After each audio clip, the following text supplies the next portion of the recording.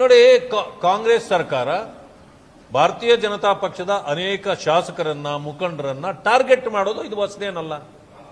ಬಹಳ ಜನರನ್ನ ಈ ರೀತಿ ಟಾರ್ಗೆಟ್ ಮಾಡಿದ್ದಾರೆ. ಈಗ ಅವರು ಅಪರಾಧದಲ್ಲಿ ಅವರದ್ದು ಸಂಬಂಧ ಇಲ್ಲ ಅಂತ ಹೇಳಿದ್ರು 5ನೇ ಅಪರಾಧಿಯಾಗಿ ಅವರನ್ನ ತೆಗೆದುಕೊಂಡು ನೀವು ಎನ್ಕ್ವೈರಿ ಮಾಡಿ. ಅದು ಬಿಟ್ಟು ನೀವು ಅವರನ್ನ ಟಾರ್ಗೆಟ್ ಮಾಡಿ ಜೈಲಿಗೆ ಕಳಿಸಲೇಬೇಕು ಅನ್ನೋ ತೀರ್ಮಾನಕ್ಕೆ ನೀವು ಬಂದ್ರೆ ಮತ್ತೆ ಏನ್ ಮಾಡಬೇಕು ಅವರು?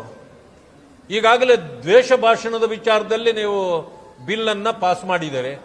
ಏನು ತಪ್ಪೇ ಮಾಡದೇ ಇದ್ರು, ದ್ವೇಷ ಭಾಷಣ ಮಾಡದೇ ಇದ್ರೂ ಕೂಡ ಅನೇಕರನ್ನ ನೀವು ಯಾವ ರೀತಿ FIRಗಳು ಹಾಕಿ ರುಬ್ಬಿದ್ದೀರಿ ಅನ್ನೋದನ್ನು ಗೊತ್ತಲ್ಲ ನಮಗೆ.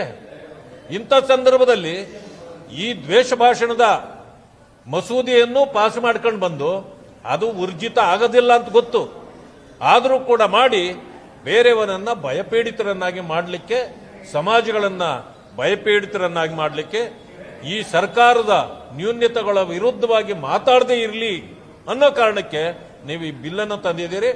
ಇದನ್ನು ನಾವು ವಿರೋಧ ಮಾಡ್ತೇವೆ. ಮಾನ್ಯ ರಾಜ್ಯಪಾಲರನ್ನು ಭೇಟಿ ಮಾಡಿ ನಾವು ಅವ್ರಿಗೂ ಕೂಡ ಮನವರಿಕೆ ಮಾಡಿಕೊಟ್ಟು ಈ ಬಿಲ್ ಪಾಸ್ ಆಗದೆ ಇರುವಂತೆ ನಾನು ನೋಡ್ಕೊಳ್ಬೇಕು.